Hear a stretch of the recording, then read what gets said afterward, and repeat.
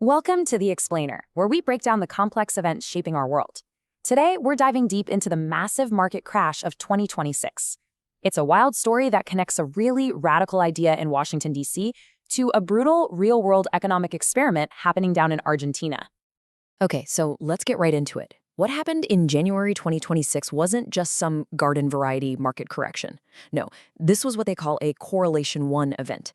And that's just a fancy way of saying that everything, and I mean everything, crashed at once. Assets that are supposed to be opposites, like your stocks and your gold, they all went down together.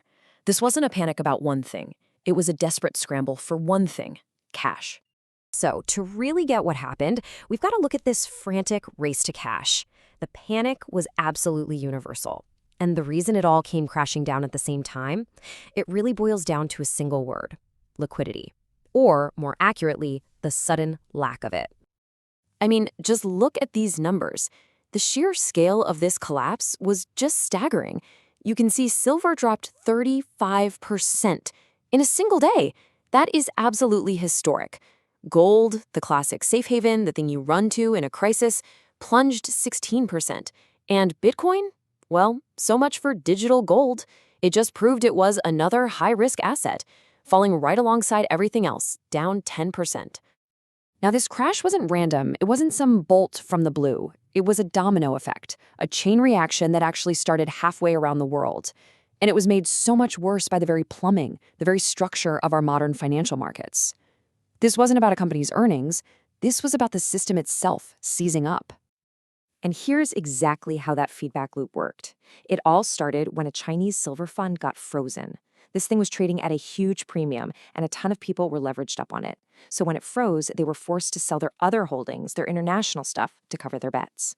That selling pressure slammed into the U.S. market, which freaked out the big exchange, the CME Group, and they radically hiked margin requirements.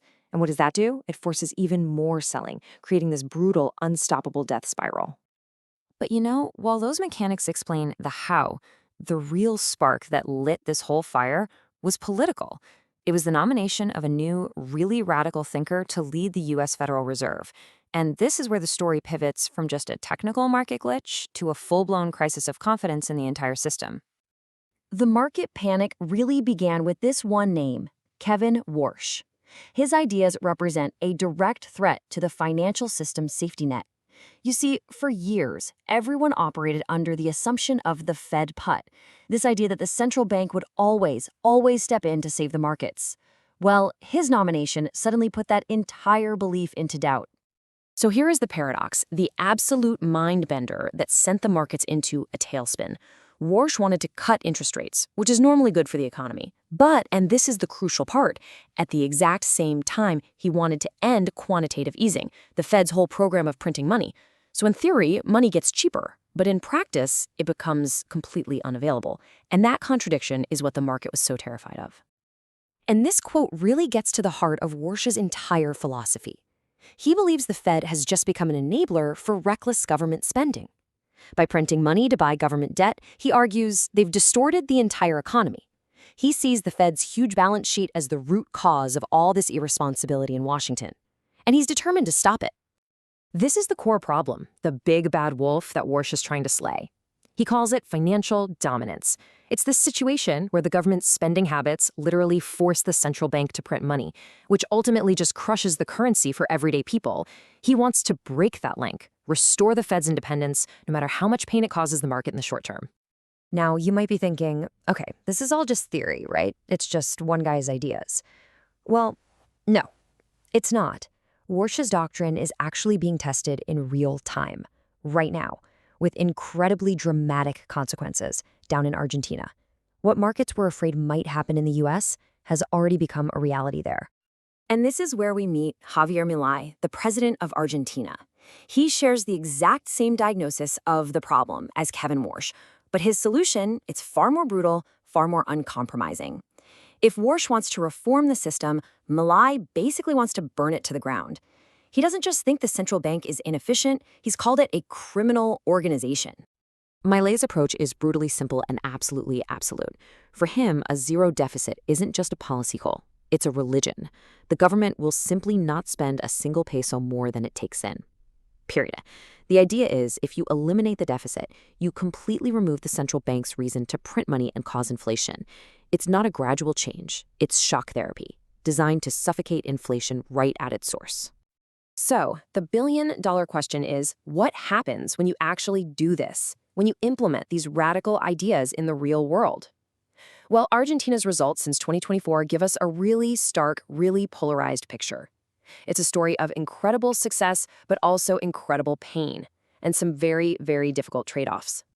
And you can really break down the outcome into three distinct parts. You've got the good, which is this amazing macroeconomic success. You've got the bad, which is a brutal, deep recession.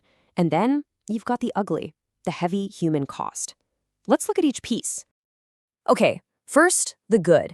And you have to admit, this is incredible. Milei absolutely crushed inflation. He took a country that was on the very brink of hyperinflation, with prices rising over 25% in a single month, and he stabilized it. A monthly rate of 2.4% is a level Argentina hasn't seen in nearly a decade. On paper, it's nothing short of a miracle. But, and this is a huge but, that miracle came at a staggering price. It threw the country into a deep recession that hammered industries and workers. His policy of zero public works, for example, just decimated the entire construction sector. And with real wages collapsing, retail and manufacturing got crushed too. And this brings us to the truly ugly reality of this shock therapy. Poverty exploded.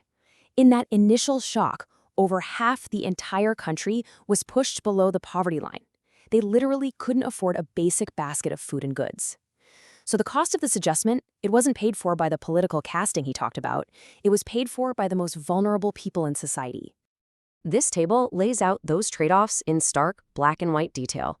You can see how key social metrics, things like poverty and real wages, just collapsed from where they were before Milei to the absolute peak of the crisis. Then, as things stabilized, they began a slow, painful recovery.